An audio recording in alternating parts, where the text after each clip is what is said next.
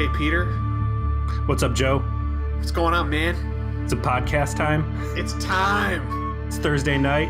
Oh, yeah. You know how we celebrate. Oh, yeah. Welcome to VJ Please, everybody on the wide world of the internet. We appreciate your continued patronage. As noted, I am Joseph. I'm your co-host, Peter. And we are here to talk Star Trek, specifically Star Trek Voyager, specifically an episode, State of Flux. But we'll get to that in a second. First, we wanted to give a shout out to our participants in the VJ Please Trauma Support Group for an excellent week of memes. Some very dank Klingon memes. Yeah, deep into the Gowron memes this week. Gowron being one of my favorite Klingon characters by far. Did you ever play the TNG board game that had like the VHS accompany product? Oh my god, I always wanted to, but I never never played that thing? I never got to play it. I know Wow. Gowron's a big part of it.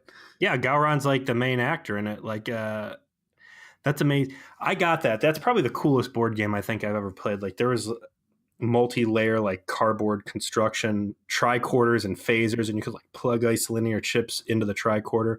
It was stupid because once you played the game like twice, you remembered the timeline that the game moves at. I would say we should play it, but I don't think I own a VCR or have. I certainly have access to it at my job, but yeah, it's weird. Like that's a whole. You can't play that board game now unless you have a VHS. That's interesting. Peter, I would happily troll all of the thrift stores in the greater Cincinnati area to find a VCR to have that experience, because you have no idea how much I've wanted to play that game. The grade school version of me wanted to play that game. Yeah. No, the adult version of me too. Fuck it. I need that experience in my life, Peter. Well, next time I'm up in Cleveland, I'll check my parents' place and see if it's somewhere. Maybe it's next to my bridge place that is still MIA. I'll have to go up in the attic. Oh, God bless you, sir. And then you can just absolutely dominate me at the game because you'll know how it goes and I won't. So double win. All I remember really from the game is something about a Klingon word "pooj," which I think means pussy. I don't know.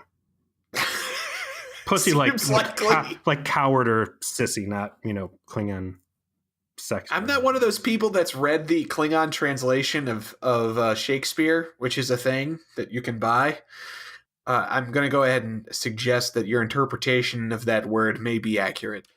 One of the conversations on the support group called the memes very dank, and I did a Klingon translator, and apparently the English word dank also translated into Klingon as dank, so it was very forward thinking of the... It is! Yeah. That's very forward thinking of the Klingon it's not that linguistics. Very intentional, sure. So, Season 1, Episode 10, State of Flux. We're doing a new thing on the show where Joe and I have agreed to not discuss these episodes at all in advance and make it all on air for some hopefully good radio. Yeah, so I wanted to specifically do this for this episode because, we chat just like a little bit about it. We kind of get a sense of where we stand on it. We don't discuss it in depth. We always save that for the show. For this one, I didn't want to discuss it at all because I will say, Peter, this is the very first episode of Voyager I watched twice. Mm-hmm. And it's not because I loved it. It's not even because I hated it. But it was definitely the one I felt like I had to watch again. I thought this was a solid episode all in. And we can get into our full feelings towards the end. But no, I thought this was a very strong point for the season so far. I don't know if I'd say I liked it as much as the last episode, but this might be my second or third favorite, I would say, for season 1. I think this is the episode, upon reflection, this is why I watched it twice, that Voyager decided that they didn't want to be a great show and they would be content with being an okay one. I thought that this episode was really good, and then the last 8 minutes happened and they stared greatness in the face and said, nah. And I'm looking forward to our discussion on this. We do start with my favorite Star Trek trope. All alien planets look like Southern California. Because here we are in some, park in the desert. And, Joe Carey is being a stupid asshole, finding some poison apple, convenient looking fruit.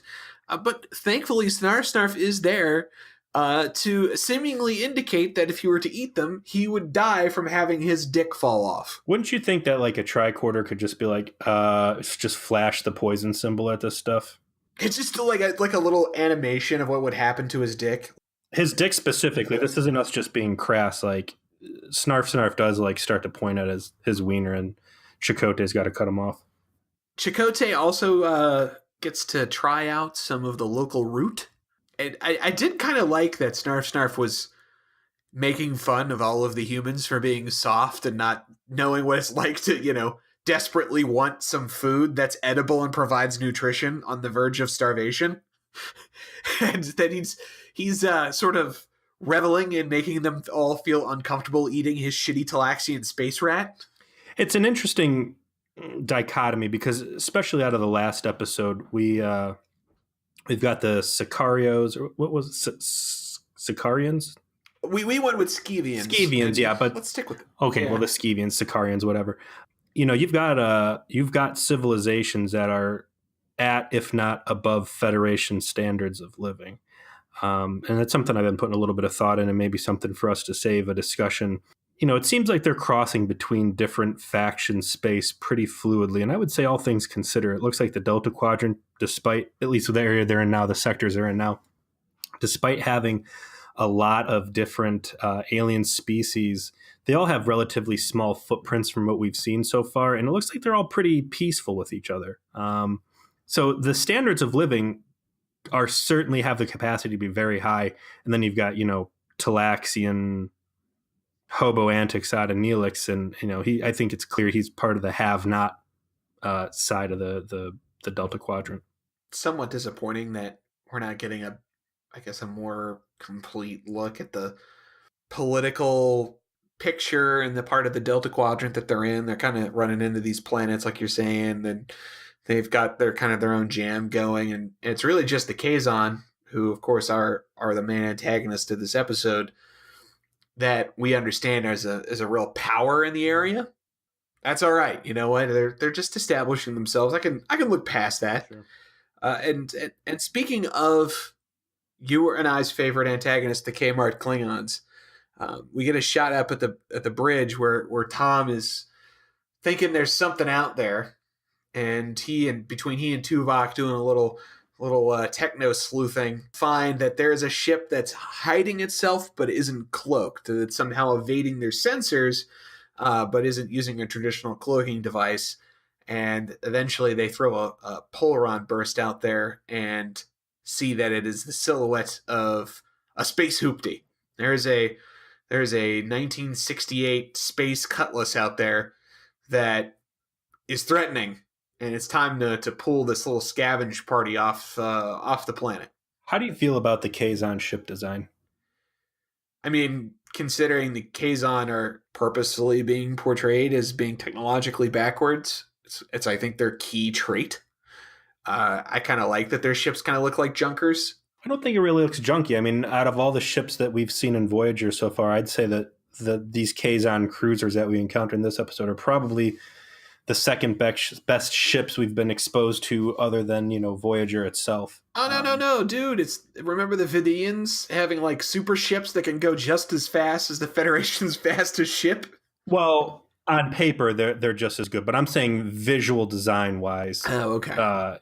It looks like that the show producers actually put some love and care. Like all the next gen stuff looks so wild and different and good. Like from the Warbirds to the Ferengi Marauders and the Cardassian stuff. Like Voyager, I think, hasn't really been putting anything cool out there in space with Voyager at the same time. Certainly the Ninja Turtles had boring boxy designs and everything else. You're right. It's kind of it's been so forgettable. I haven't even fucking noticed. But you're right. Like they could have done so much cool shit with all this design stuff. But I guess when they're not putting a ton of effort into the costumes, like it shouldn't be surprising to us that they're not putting a lot of effort into the ship designs either.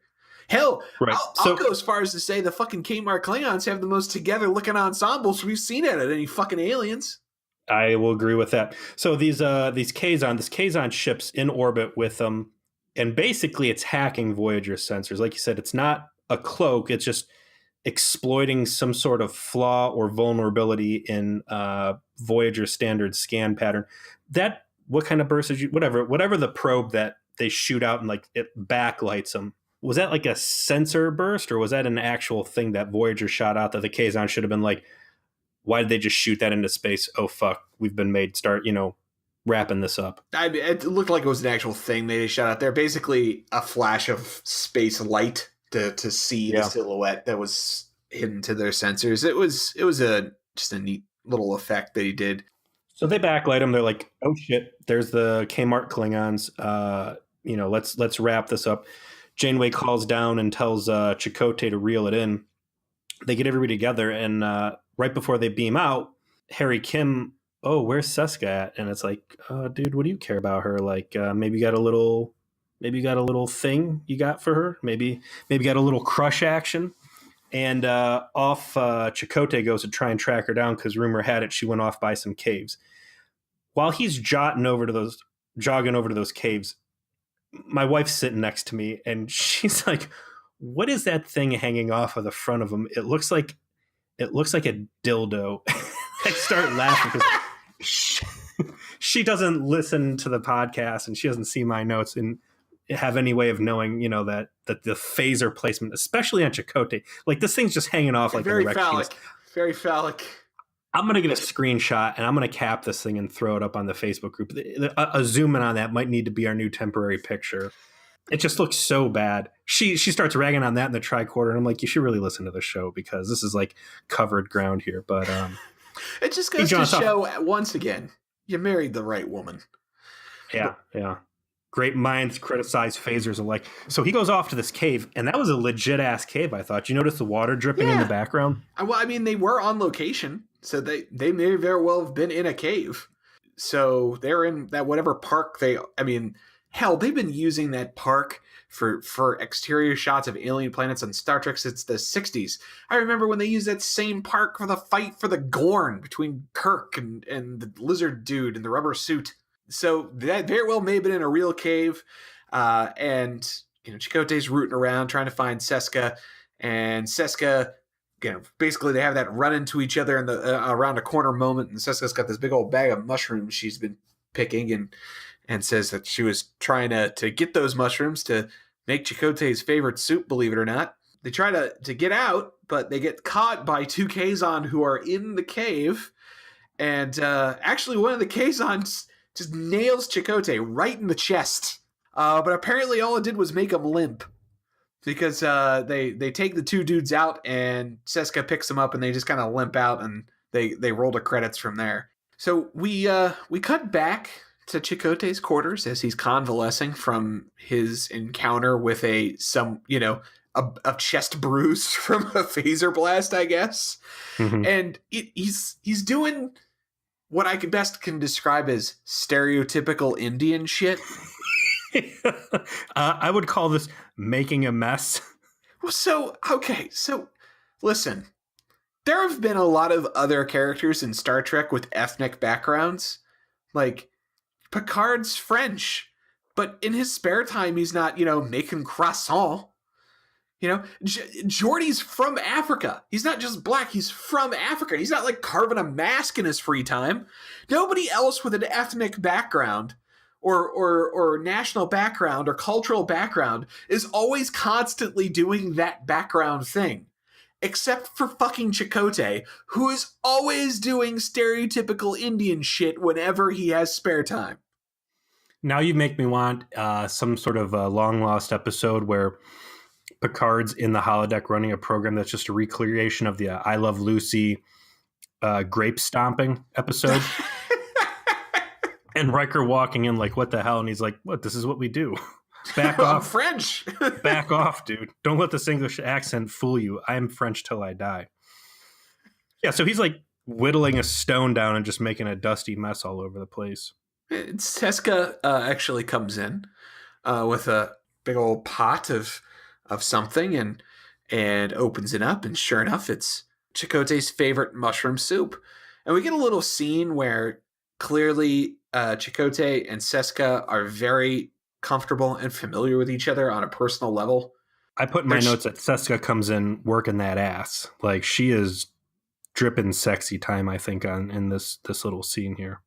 Oh yeah, she's definitely being flirty and being very personal. But Chakotay initially, he's very open and laughing. He's got a smile on his face. He's happy to get the soup. It's not like he's resistant. He's like, "Oh hey, what's up? What's going on, my dude?"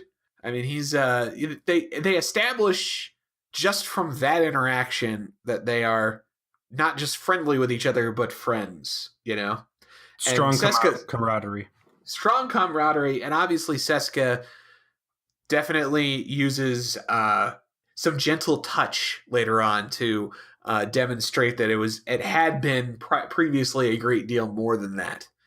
Seska goes through and explaining how she got the soup made, about how all of the Maquis basically conspired with each other to distract Snarf Snarf long enough so that Seska could sneak in and make the soup. It's probably the most successful terrorist action we've seen the Maquis be responsible for in all of Voyager. It's more of those secret Maquis moves that Chakotay was talking about from Emanations. Oh shit! I mean, they're not actually good at being good terrorists, but they're super good at being pantry mice. Tricking a well-meaning alien into not paying attention to his pantry for a while. Yeah. If you replace the Federation with the Royal Arabian Guards from Aladdin, they would have been running a real hot game with the upper hand. There would have been stolen apples and bread all over that kingdom. Should have just burst into song while they were doing it. Yeah, maybe they did. Maybe that's how they got Snarf Snarf wrapped up for so long. Hey, wait, no. Seska mentions that they were singing songs. Yeah. That's right. There you go, man. Oh, the Maquis are Disney villains. Okay, so Seska lays down that they stole it. And all of a sudden, Chakotay gets all sour-faced. He gets all sourpussed. And it just bothered me. It's like, dude, your friends are terrorists because they worked for you, because you too were a terrorist, and you're surprised that, they stole some food that they just got to make you food with? Like, how is this like, oh, how dare you? Like, dude, you're the one who trained them to be terrorists, bro. You were their terrorist boss like 2 months ago. This is the first episode where Chakotay hasn't really pissed me off or bummed me out at every turn. I thought this was a very strong Chakotay episode, starting right off from the scene. You start seeing some good, aside from his ill-advised by a fraudulent Native American consultant rock carvings. He's got a lot of depth here, and I think his sellout moments in this got me thinking about some stuff. If secretly Chakotay is happy that they got whisked away to the Delta Quadrant, if it really does feel good to have that Starfleet uniform on again, if he's eager to get back into the grind and try and force, these ne'er-do-wells he was running with before into the straight and narrow lifestyle. So yeah, he cracks the whip hard, says, this is bullshit. You guys committed a crime. You stole. Right on cue, Neelix is calling in, reporting a crime, trying to out the Maquis conspirators as, who raided essentially their limited food supply to make frivolous meals. Comfort food. I can respect what you're saying about Chakotay, by the way, like, in that I agree that later on in the episode we see a lot of depth from him. But the thing I never can get past with his characterization so far in the show is his like amazement that the Maquis do things you would expect a bunch of undisciplined former rogues to do. It's not that he's trying to change them, or it's not that he's attempting to make this work, or that there's friction or any of that. That would all be what I'd understand to see. It's his like personal mystification of like how he doesn't never seem to understand why they do these things when just a short time ago it was their job to do those things, and much worse. I think it's because his character flaw, as I'm seeing it so far, is that he is eternally naive, and despite having clear answers in front of him, I don't know if you want to call it overly optimistic or just simply naive that he's a mark, he's a sucker, and he gets taken advantage of. You know what? I can go with that. I can go with the fact that he seems naive to the fact that all of his former associates were real terrorists as part of his overall character So flaw. I can go most with that. important part of the episode comes up in this next part where he admonishes Seska and says that everybody who's been involved in this, including himself, are going to be punished with replicator rations cut for 2 weeks. Big day for my replicator usage tracking obsession.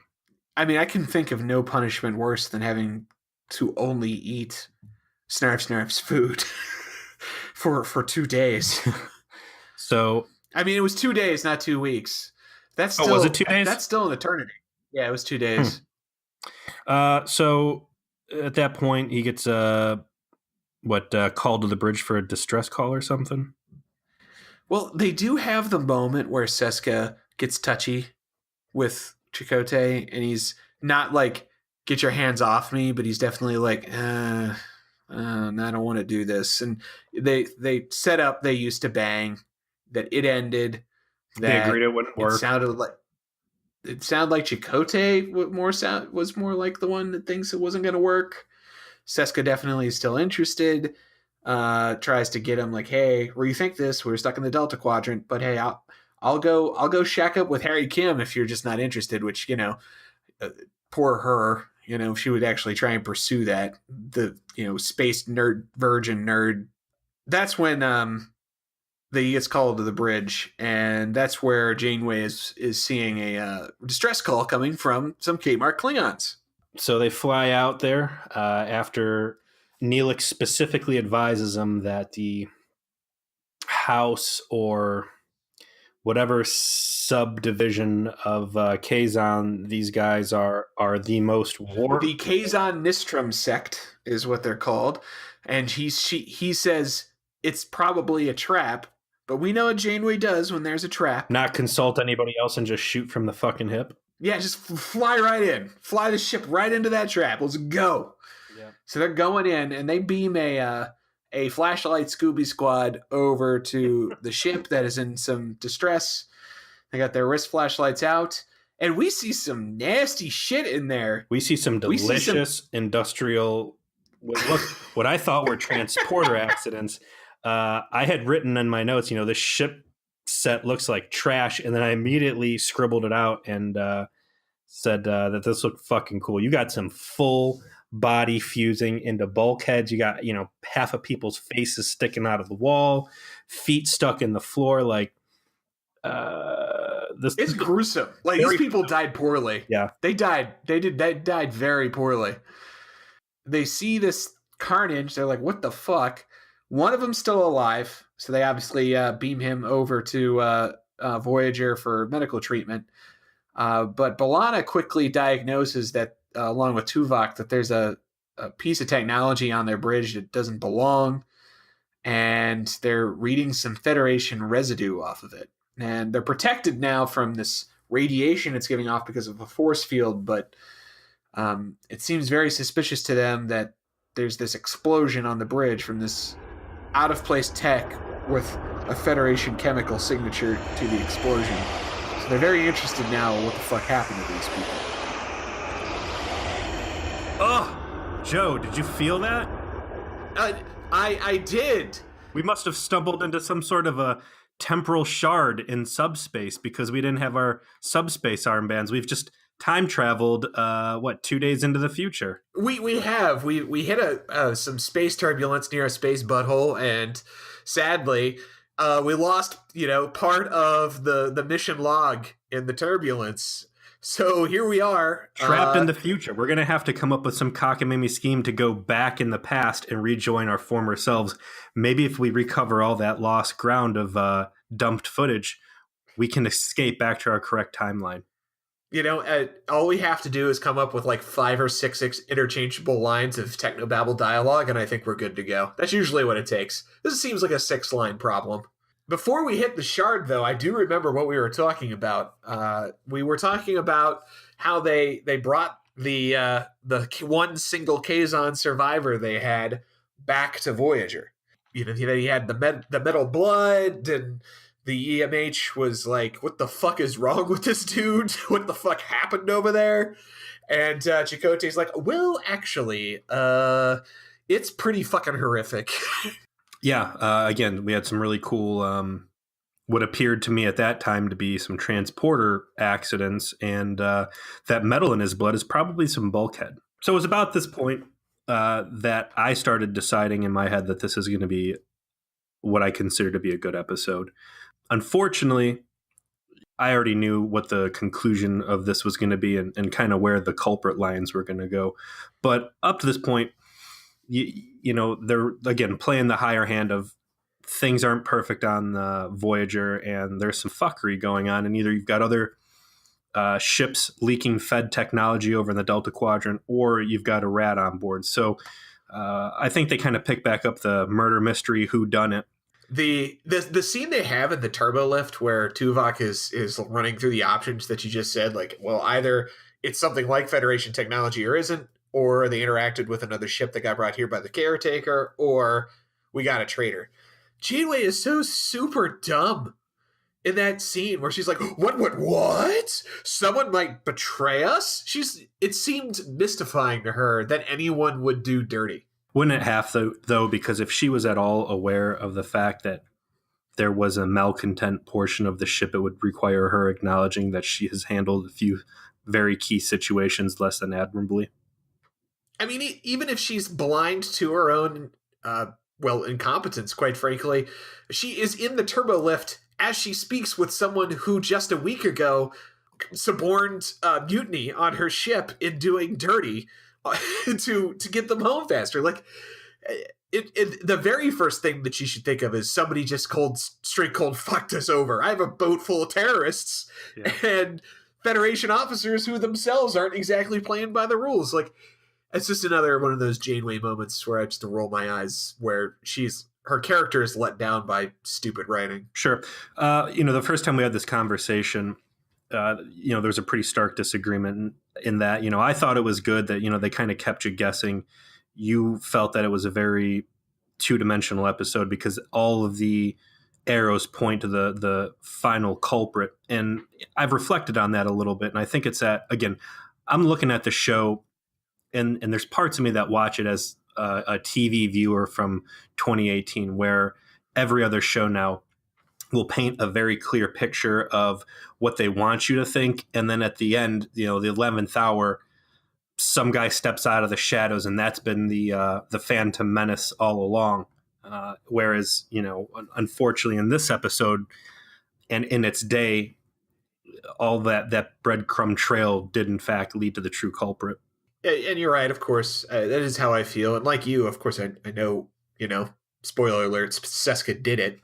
So it eliminates a lot of the drama that maybe you're supposed to feel the first time you see this. But what the problem for me was less that, there wasn't more mystery so much as I think there was an opportunity that everything that they show you in the episode could still be right, yet in the end, Seska's not. I guess we'll get into that in a little bit. Sure, but I guess what I'm saying is, hot takes is on this that. episode builds the opportunity for some real consequences. In Next Gen, when Tasha Yar died, it was like unheard of that you could have a main cast member just go down like that in a mid-season episode. So having some real stake stuff, someone really crossing that line you can't come back from, in this case, leaking technology and lives dying and that kind of stuff. I can respect that in the writing. And even though Seska is at this point a bullshit secondary character, I think that the past few episodes have really amped her and Carrie into viable side players, I don't agree, because Seska has a built-in excuse. Like, they did everything that they could to put this on a character that is as marginal a player as you could be, not on her screen time necessarily, but that she's a Maquis terrorist Bajoran who's actually, again, spoiler alert, a fucking Cardassian, right? So the much bolder move would have been to make the traitor carry, but to keep everything else in the episode the same.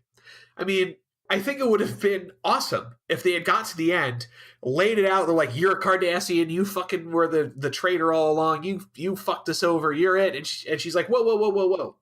Yeah, I am a Obsidian Order agent. You caught me, but I really didn't do any of this. Like, everything you saw me do was made you think that I was suspicious because I am marginalized, because I am a terrorist, because, yeah, I am a Cardassian. I think so, and eventually I'll put it together that they've all been played and that their prejudices and stereotypes about the fact that she's marginalized is what led them to simply buy into the evidence they were presented. And the real traitor was the Starfleet officer who clean track record and isn't a villain so much as he just wanted to make sure he got home to his family, and was not okay with what Janeway did to strand them, and was not okay with not goosing some relationships with some technology. Doesn't matter to them if it made it so that he got home safe and saw his kids again. Like, all of that would have made perfect sense as a Star Trek episode. It wouldn't have been like out of character or something crazy or wild, yet would have been such a bold move and would have made Seska a better character for the rest of her time on the show, because she would have still been involved with Voyager and this shady, spy that could have served as a foil both to Chakotay and Janeway, as well as the Federation way of doing business, yet is still invested in their success. Many, many doors of opportunities could have been opened with that. And in that choice or that potential, I think you and I agree 100%. And again, the carry thing, the stakes are ultimately pretty low. It's not like this is leaked transporter technology. It's not leaked high-end shielding or phasers. It's food, which can tip the balance of power, but ultimately you could also say, well, hey, it's humanitarian. These are people who, were starving of water a few episodes ago. I didn't give them the keys to the kingdom here, but I mean, I like that the part of the episode I really liked was the fact that a food replicator killed all these people. Like, even a benign piece of technology, a food replicator, if assembled incorrectly, does some straight, Cronenberg shit to people. Like, puts out enough gamma radiation or whatever that it just fuses you to the fucking deck plate. I mean, that's actually cool. I thought that was neat, and it explained why giving technology isn't just that they're greedy or it's prime directive, but no, seriously, even stuff that seems harmless can be horribly harmful. We've jumped far ahead now, so I want to flesh this out real quick. At the end of the episode, you kind of find out that, again, it was a replicator that Seska has handed off to the Kmart Klingons. They built it wrong. They didn't follow the IKEA instructions exactly. There was some like two screws, and that shit is going to come apart. Sort of radiation shielding, and it ends up with people's faces fused to the walls. What direction was I going to go with this? Damn it! I just sidetracked myself. That's all right. It's the great thing about edit tools, Peter. It's up to me if this brain fart of yours winds up on the internet. Yeah.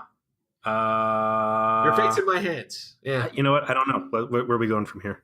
Well, let's go ahead and just kind of go through the breadcrumb trail of, hey guys, Seska did it. But it's like the episode's just poking you in the forehead to make sure you're paying attention to the fact that Seska did it. Yeah, so the next sequence of scenes is that they are coming up with a strategy to get the tech that's on the ship that has yet to be identified in the show off of the bridge of the Kazon ship. Seska's got an idea. It's risky. They decide to go with a less risky plan that Joe Carey throws out there, but it's going to take longer to do. Chakotay pulls Seska off the mission in front of everybody, and she immediately protests and says, "You're just basically telling everybody I did it. You're pointing the finger at me. The rumors have already started, blah, blah." And Chakotay tries to play it off that, listen, I'm trying to put you in a place where we show we trust you, yet we can still kind of keep an eye on you. I wouldn't assign you to the bridge if I didn't trust you a little bit. I also wouldn't be totally cluing you into the fact that you were under investigation if I didn't have a secret thing for you. Right. Well, not really even secret. I mean, that seems to be pretty openly suggested earlier in the soup scene that they effed. They effed with at least some frequency for a while. Not only did they F, but as we'll later come to find out, he tried to bring her into the cult. He did. He did. Oh yeah. Oh god. And she gets so racist about it too. Oh, well, wait. Seska goes to sickbay and sort of has this moment where she like stares at the Kazon that was rescued and is like, only he can clarify what really happened. And doctor's like, oh, I'll let you know if he wakes up, I guess. Jesus Christ, creepy lady, get the fuck out of here. Yeah, she's like, oh, gee whiz, I hope, cancer and radiation doesn't rot his brain and just completely destroy this dude. And the doctor's like, hey, why do you got your fingers crossed? And then Kess mentions to Seska, oh, by the way, we don't have your blood on file because, you're one of those terrorists that showed up that we don't have medical records for. And she's like, oh, yeah, about that. I have like some crazy blood disease and I can't ever give blood. And the doctor immediately chimes in, well, that's a good reason to have it if you had a crazy disease. And she immediately just goes, oh, well, I'll come back, get that done later. I have to go do anything else, and just leaves. We've talked Doesn't about take this 5 seconds. We've talked about this before, that there are incomplete medical records on the ship. At first the doctor didn't know about it. Then he was informed about it once, he encountered Kess's Super Saiyanism or whatever. So the doctor doesn't actually have rank. He is still a microwave for all intents and purposes. Did you just compare Kess to a Super Saiyan? I mean, isn't that what ultimately ends up happening? So the sleeper awakens and her hair gets more Q-tippy and even blonder, and then she just, I don't know, cuts a world in half and flies off into space. Isn't that how this plays out? I guess you're not fucking wrong, dude. Yeah. I just had this vision of her just like standing in the ship, just arms akimbo, yelling. Ah! There's 3 episodes of that. Fight. That's her training. She's training under high gravity with weights on. But, so the doctor doesn't actually have rank. And I was thinking about this too. Headcanon, AI, doctor, his role in the ship and everything else. Like TNG and TOS, you constantly had Bones and Crusher keeping the captain in check, because on a Federation vessel, the only person who can shut the captain down is the chief medical officer, right? Yeah, they play that card a few times. And on Voyager, chief medical officer is dead, and you've got a vacuum cleaner kind of standing in the place. So really, there's nothing there to legally check Janeway short of an actual mutiny. I don't recall if there's actually an episode where that gets directly broached, to be honest. That's a good question. He's serving as the chief medical officer, so you would assume that he's already... he already did dress down a lieutenant, saying that if he keeps injuring himself doing, whatever futuristic sports ball he was doing on the holodeck, he was going to have words with his supervisor. Yeah, that was just like, I'm going to rat you out, not directly order you. Like, he doesn't have pips on his purple turtleneck, so just something to think about. But anyways, she's like, hey, I got to go wash my hair. She cuts out and leaves Kmart Klingon behind, hopefully to die. And in the meantime, she decides that her best bet to proving to herself to everybody is to solo the tech pickup off the Kazon bridge. It's surrounded by all the radiation, and decides to just roll in on a unauthorized beam out and give her plan a try. It does not go well. Her shield fails her, and she has to be beamed out because she suffered radiation poisoning. I love it too, because the radiation poisoning is just like, her cheek is bright red, like radiation just pimp slapped her and sent her on her way. It's like she got sunburned. That's her radiation poisoning. It's obviously everyone's immediately suspicious that she went over to destroy the evidence before anyone else could find it, which is why she did it. And only Chakotay's like, she was just trying to prove herself. And that's what my wife wrote that joke. I shared it in our temporal loss. I'm not going to repeat it, because upon reflection, I'm pretty sure we would be able to use it anyway. Chakotay's not thinking clear-headed. We'll just leave it at that. He's not thinking with his brain, and that's what's up. This is a much more adult version. Where does the Carrie scene fit in? It's right now. It's the next one. So go ahead and take it. Describe with this awkward HR meeting. Seska ran off solo, And in the process, I want to point out that she used the transporter to get onto the Kazon ship. Like, it sets off alarms, and they're like, "Oh shit, unauthorized transporter use."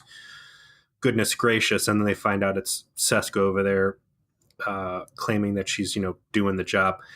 I would have thought Tuvok, being a smart guy, might have been like, "Oh yeah, you know what? Maybe people using the transporters unauthorized is a bad idea. We better lock that down." He doesn't. That'll come back up later, but.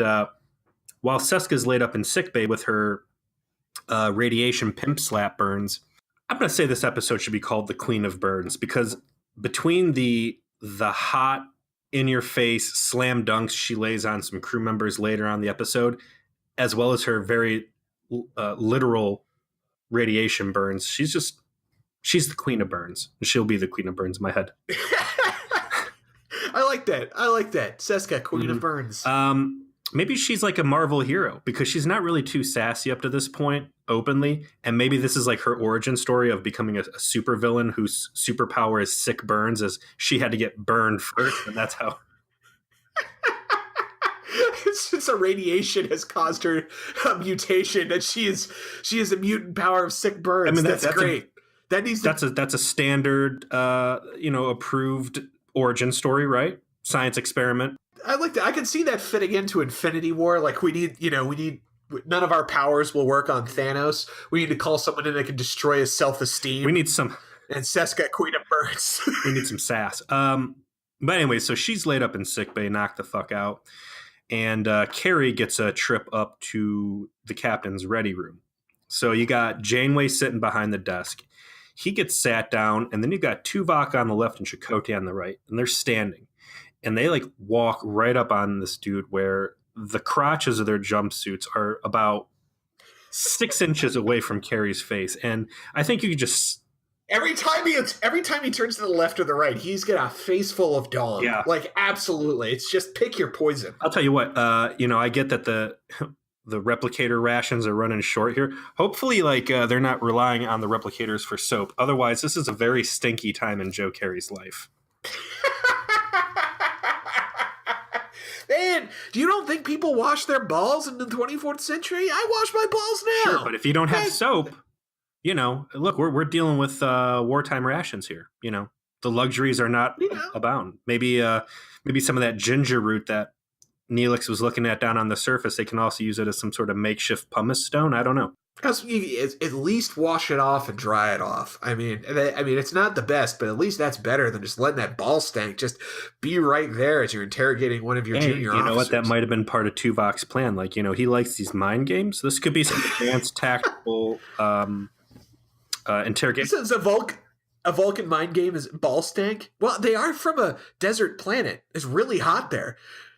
Have the Vulcans weaponized ball stank for their purposes? Is that part of the Vulcan secret police? That's what they use to really make people uncomfortable. In an alternate timeline, I criticize this scene because they start putting the spurs to Carrie, and they're like, "Look, why don't you tell us why all this funny stuff has been going on from your console?" And there's this whole gingerbread trail of Kazon collusion that seems to be leading to you. Carrie's sweating it hard, and in my mind, he's got a lot to be afraid of, because not only is there this stuff going on with the Kazon, but he just finished being part of this conspiracy to steal Skeevian technology in the last episode that resulted in quasi mutiny along with a near warp core breach, and could have all sorts of bad stuff.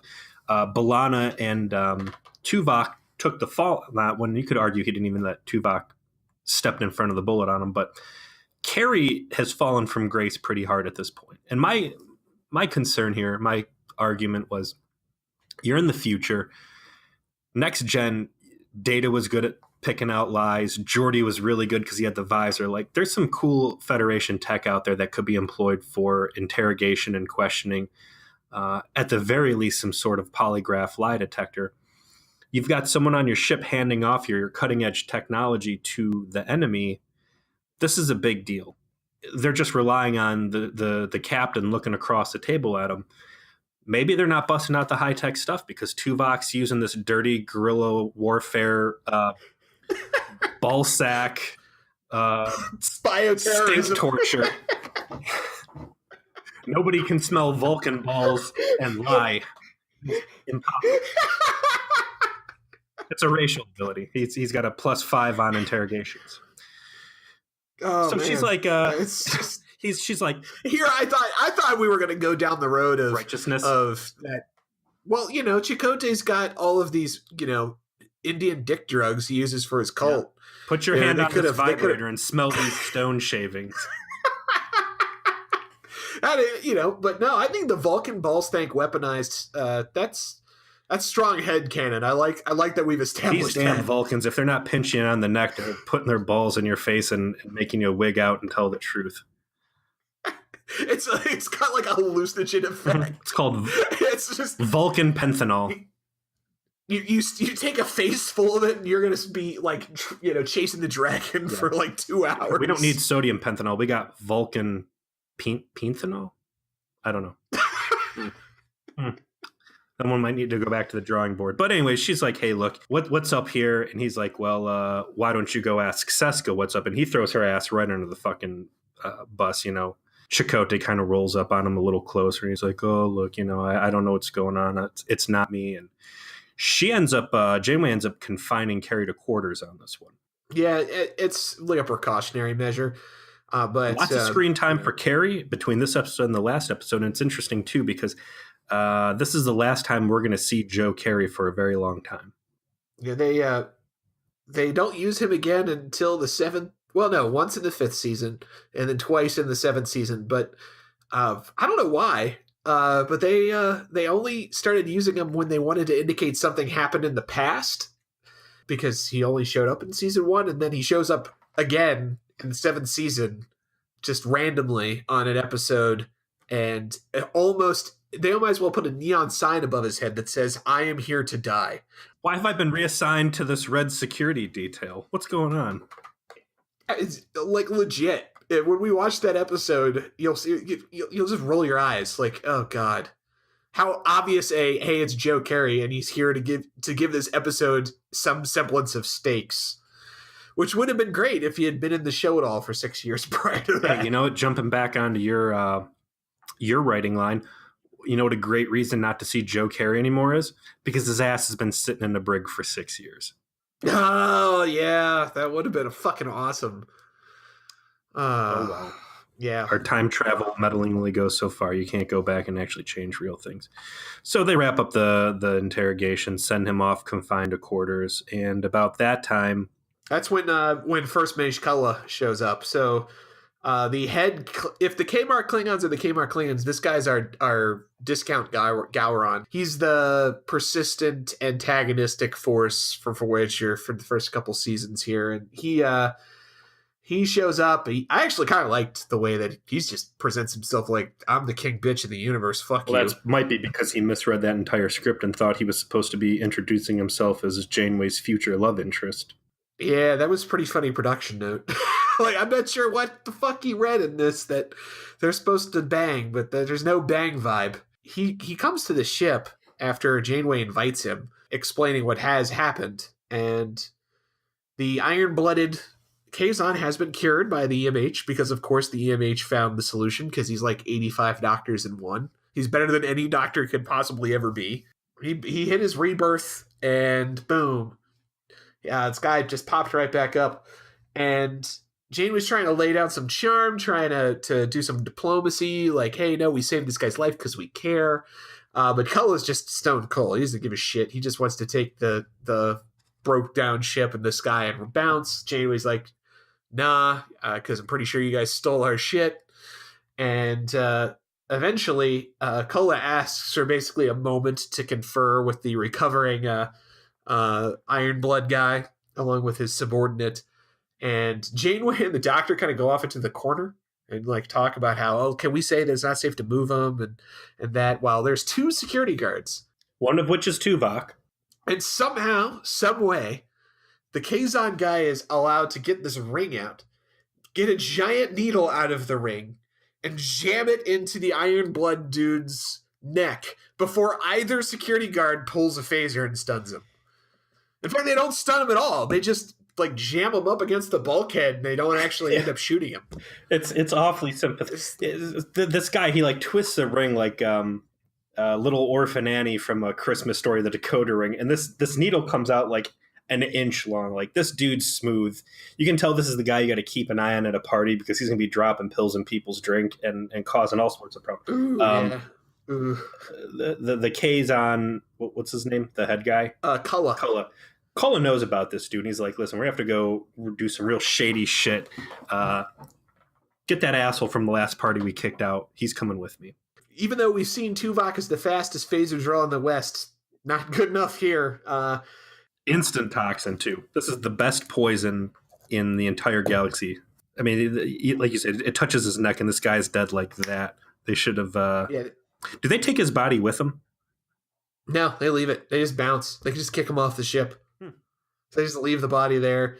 Doctor's, raised dead, is on cooldown. He can't do anything. So off to the autopsy table. They roll, and before Janeway could leave, Doctor and Kess take her into the doctor's office and go and lay down the science that, hey, Seska isn't Bajoran, she's Cardassian.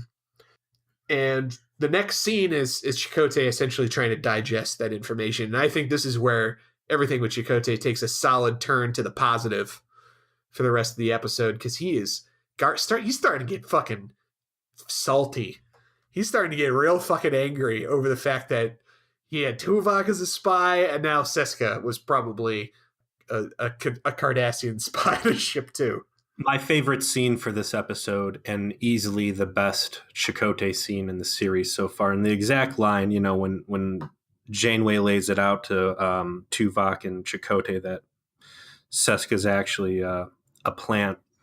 They're in the ready room, and Janeway bails, and as Chakotay's talking, have we talked before how Chakotay really likes dropping bombs right in doorways? Yes, we talked about that in the second episode, that he loves to use dramatic door use, and he does it here again. It's like there's a thing in Slavic culture about the importance of thresholds and not doing important things around them because it's very bad luck. Chakotay seems to break this rule a lot. Anyways, so they're walking through the door, and Chakotay turns to Tuvok, and he's like, you were working for her, meaning, you were working for Janeway. Seska was working for the Cardassians. Was anyone on that ship working for me? And he belts this line out hard and fast and with a lot of confidence, just fury. And it's I think it really shapes his character up good. Chakotay's flaw, we've been ragging on him for a while. The flaw I'm getting, the character defining flaw here, is that he's naive. And that, even though he was with a bunch of dirty terrorists or whatever, he went into the Maquis with the best of intentions. And I think he has routinely made the mistake that the other people around him were there for the same reasons, if not better reasons. That's how he continues to be surprised and hoodwinked by poor behavior out of his former subordinates. I completely agree. And I know we touched on this in our time warp part of this episode as well. And having had more time to consider this, I am in full agreement with your diagnosis that Chakotay's problem is that he was an earnest, freedom fighter who was gave up doing a good Starfleet career. Yeah, I know there's apparently some pseudo canon that he might have been Ro Lauren's teacher at the advanced training that she got. Really? Late in TNG, yeah. The only good apple in the bunch that he really has to fall back on at this point is B'Elanna. And we talked about B'Elanna a little earlier. This was not a big episode for her, but I got to say the scenes that she did get drawn on for this episode, she's really shaping up into a pretty strong character with good motivations at this point, such as blind rage. She's breaking a lot of molds in the right way. And I came out with a real good taste in my mouth for both her and Chakotay. I agree definitely on B'Elanna. And I think later on, I think Chakotay started out weak and finished strong. I do want to point out though that we got a lot of smoldering catcher gear Maquis security guy in the background. Really? Your friend from the premiere. Oh yeah, he was all over this one. Umpires in this one? umpires end that one, man. You have to go back and take a look. He's in, I think, in 2 scenes as a security guard, but not the only. B'Elanna's not the only Maquis. We've got smoldering catcher guy, but I agree give me with a couple episodes. I'll come up with some fucking heinous headcanon for him. You're gonna hate this motherfucker by the time I'm done with him. We had 10 minutes of Vulcan ball sweat, my friend. I think I know how dark your headcanon can get. How dank. Yeah. But I agree. B'Elanna, she has this in the next scene when they're talking to Cullen, basically Janeway having a dick measuring contest with him. She gets to break another one of those tropes of Star Trek of everything happens in linear time, not at the same time. So they have the dick measuring contest while B'Elanna's like talking about how she's got everything set up to retrieve the technology, and then after it's over, Janeway's like, "All right, I don't want to rush you, Lieutenant, but we need to." And she's like, "No, I'm already done. While you were busy monologuing with the villain of the week, we went over, grabbed that shit. We're already sent it back. We're headed back ourselves. It's all done. We're all done here." I stuck to the timeline. We weren't playing around on that. So granted, the Kazon are supposed to be the most credible threat that we've encountered yet as far as the spacefaring guys, or at least the most credible persistent threat. So I can understand why they threw a little extra design on that, but it's certainly appreciated. And even if these Kazons are busters, it's nice to see other spaceships out there that aren't garbage. Well, I mean, they're space hoopties, but they look like space hoopties. They look like they're inefficient, big ships that aren't technologically advanced. They give you that feel when you see them on screen. So it's mission accomplished on what these guys are supposed to be. They're not really a threat individually to Voyager. They're a threat if enough of them showed up. And I agree. It's good that they put some time into this because, quite frankly, I think the big knock on the show has been the very little time they've put into fucking anything when it comes to alien design, ship design, set design, costuming. Like, time and time again, what's the number one thing that we tee off on when we pop open the next episode? These aliens look like shit. Their clothes look like some clown clothes. Yeah, like would you call the Skeevian outfit the AVG logo vomited? I think I might have called. Did you see I called the guy he looked like a blind child molester or something. Like, it's like that's how they would dress. Like, the awful, emanations fucking awful. And let's jump right back to the season or our first episode. We talked about this show did not come in on a shoestring budget. This show did not come in with people who did not know what Star Trek's level of expectation was or the potential there. You got a bunch of people that it feels like it's their first day on the job when it comes to designing these alien elements. And it's a very disappointing for something that should have had polish out of the gate. I mean, dude, the ratings on this show at this time were unbelievable. Do you know how many people watched Caretaker? How many? All right, so let's hold on 1 second. I'm gonna look up Game of Thrones number of viewers. Right, I got it. Okay, so 16.5 million people watched Game of Thrones. Watched the season finale of Game of Thrones. Okay, 16.5 million. 26 million people watched the first episode of Star Trek Voyager. 26 million. Okay, so that's almost twice as many people watched fucking Game of Thrones. Okay, 26 million. 10 billion people watched this episode. Dude, if you got 10 billion people to watch a television program in 2018, some network exec is literally going to just come in their pants. Yeah. I mean, it's an unbelievable large amount of people who are watching this show in its first season, and they put no effort and no money into its presentation. This shit looks worse than what's on DS9, and that's for syndication. This is on a network. This was the number one show on a network that Paramount was running. I mean, Jesus. Anyway, I'm sorry. I had that rant in me. No, well, I'm glad we had a chance to go back to it. And going back to things, that replicator thing I was trying to build up to, the replicator wiping everybody out, it made me think when I really started sitting down and pondering it, like, Back to the Future, the Mr. Fusion, you got this fusion reactor on the back of a car that could just get rear-ended and blow up, like just dangerous technology lurking everywhere. Like you lift up these Federation bulkheads and like what kind of warnings are really on this stuff? Like the thing giving you your tea could just as easily be knocking you into a wall and fusing you with it. Again, that was my favorite part of the show, was that was a hell of a moment for them to lay down that this is the most benign, happy thing that the Federation makes, and it will still fucking kill you if you have an inch too thin radiation barrier on it. Mm-hmm. Very cool. And believe it or not, Peter, I think I see the space orifice opening in front of us. I think we can get back to our normal time.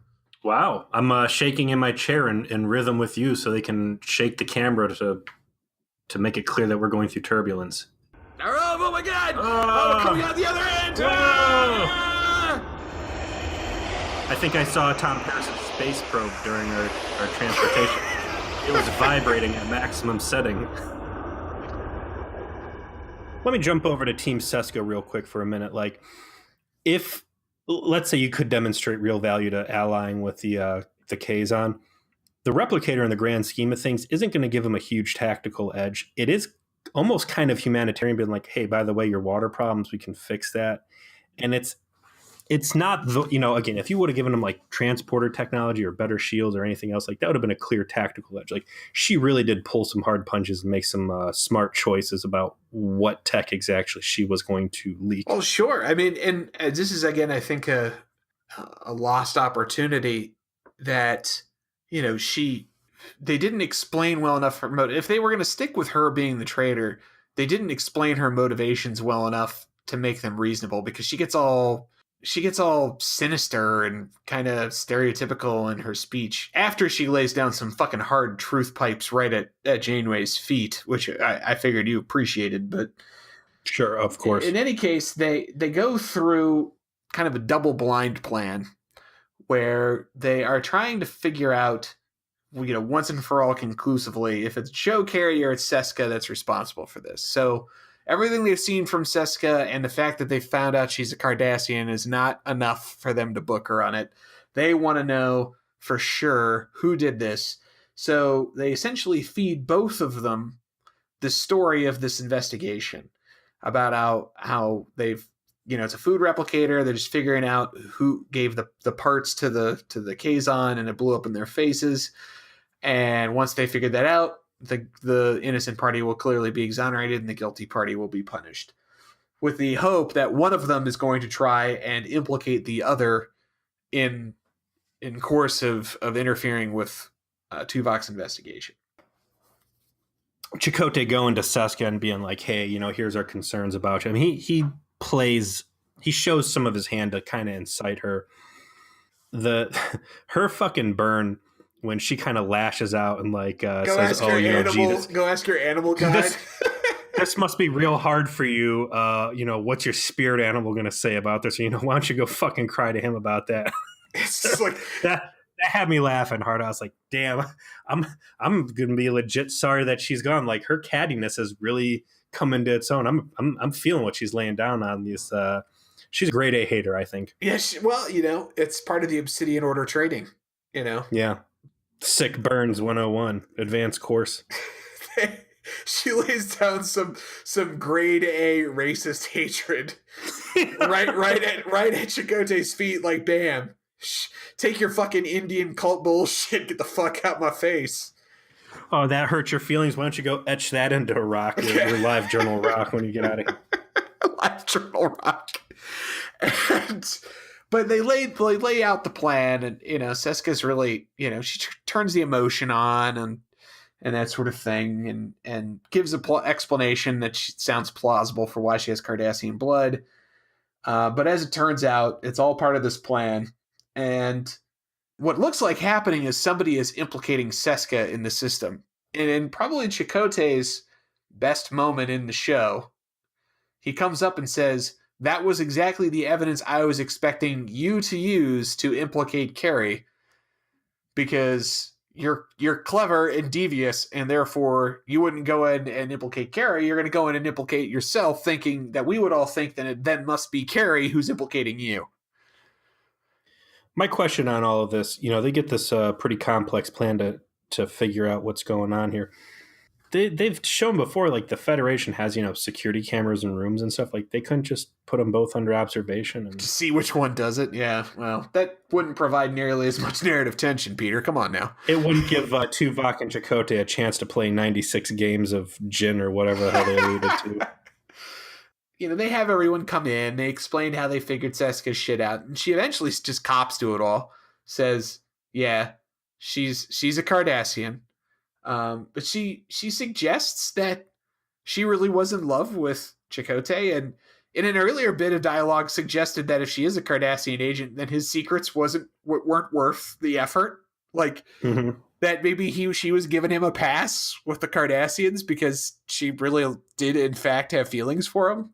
Which is another backhanded sick burn. And she lays at Janeway's feet like, I was trying to protect us because we're stuck in the fucking Delta Quadrant because of some dumbass Federation captain that may or may not be in the room that decided to involve themselves in some shit they should not involve themselves in, meaning that we're high and fucking dry. So yeah, I gave the Kazon a fucking food replicator because I would need to make sure that our shit doesn't get all fucked up because of Janeway. If we're going this route, is definitely the shit that you would expect someone to say. Yeah, she monologues hard and she hits the fuck you button repeatedly. The ongoing observation I have on this is Seska real talks with the best of them. She lays down some real hard truths. Janeway tries to shake her head like, oh, you poor wayward soul, but it's like Seska's talking right to my heart at this point. I knew she would be. And lo and behold, even though everybody's got the fucking guns out ready to go, no one's got phasers on her, because how could the person who has been running hot game behind your back with software wizardry all episode not possibly have a fucking ace up their sleeve? Right, so wouldn't you know it? She says, execute Case Orange or whatever, and beams herself over to the Kazon ship, and before Voyager can do anything about that, Tom lets everybody know, oh, by the way, the Kazon's friends are here now, and we're going to have a hell of a time fighting 3 of these dudes, so we should probably bounce. Did she beam off to the ship they saw, or was there another ship that was basically doing a Voyager sensor exploit on them? She beamed over to Dakulla's ship, was essentially what the computer said. So that's twice in one episode that Tuvok's been standing there with a phaser on him that has been just like, the first was the Kazon executing the coma dude. And now that maybe Tuvok should learn a lesson. And when you're going into a hot situation, have that gun ready to go. Yeah. It's like you just, stun him. Anyway, episode wraps on a little bit more Chakotay being pissed off at himself. Mm-hmm. Where he's like, to Tuvok, was I this stupid? Was I so naive that I couldn't figure out that you were a traitor and Seska was a traitor? Like, am I just that dumb? And Tuvok tries to placate him a little bit, say like, you're just like any other human, you have your weaknesses, but your attention to detail has always been adequate. Yeah. And he also Tuvok admits Seska fooled him too. Yeah, to which Chakotay basically says misery loves company, so I feel a little bit better on that. Yeah, by far the best Chakotay episode that I've seen yet. Solid plot. I agree that they could have gone in a lot better directions by 2018 standards. But for what it was good. I think had I not known what the conclusion was going to be, I would have gotten a lot more out of it. Super solid acting by the actress that portrayed Seska, and I was legitimately sad to see her go. She played such a strong hand through this, and I know she'll go on to be somewhat of a reoccurring character, but I think as a Starfleet support, she could have added a lot more to the show, so it was too bad to see her go. But overall, good. I enjoyed it. I liked the whole thing. I couldn't escape this alternate universe where at the end of the episode, and I agree, Martha Hackett, who's the actress who plays Seska, did a great job. But let me paint a picture for you of a version of Voyager where they get to that point and they lay out like, you did it, you're a Cardassian, all this other stuff, and she says, "Okay, well, yes, I am I am an Obsidian Order agent. That part's true, but no, seriously, I didn't do this. I really didn't." And maybe like Cass was like there, like, no, she was laying in bed the whole time. And then they find like some little device on the console that they thought she used that's actually some techno wizardry that Carrie whipped up because, you know, he's a Starfleet engineer, and they figure out he did it. And he's doing it because he wants to protect the ship so he can get back home safe to his family. And he was the traitor all along, and he was purposely framing Seska because he knew that ultimately everyone would accept her being the culprit. And at the end, instead, what you have is this shady as hell Obsidian Order agent on Voyager who now is there potentially to kind of do dirty on behalf of Voyager as their sort of Garrick figure. That would have added so much to what the show could have been. By shattering your preconceptions that the Starfleet officer could not possibly be responsible for this level of perfidy, which is why the episode was so predictable. But also introducing this volatile new player into the mix where Seska's clearly playing out of a much different playbook than even the Maquis are, let alone the Starfleet people. And Janeway sometimes uses that to her advantage and sometimes maybe gets used by it and has to deal with the fact that she's got this rogue agent on her ship for the rest of the journey. Sure, and maybe that's a part of why 7 of 9 comes along to realize some of that failed potential and having an enemy out in the open part of the team. Yeah, you know, again, it's the same thing we could do with any of these episodes, or say, you know, how much better could it have been? Sit there, spitball things, and write a better story than what we actually got. But I have reduced my expectations for where to go with the show, and maybe I'm willing to take stuff at a little bit more face value. Yeah, they could have done better, but for the standalone episode, I think things came out pretty straight. Real strong character development on a couple different fronts, and some cool transporter grizzly accident or replicator accidents. So checked all my boxes, and good watch. It was not bad. I didn't like it as much as you, simply because I couldn't get past what I've explained. But 100% agree that as the episode got on, Chakotay became much better in terms of a character, and that he was just pissed at himself for being an idiot and allowing himself to be fooled. And you saw that with a level of subtlety in his performance that Robert Beltran hadn't shown before. I thought, you know, Seska was great.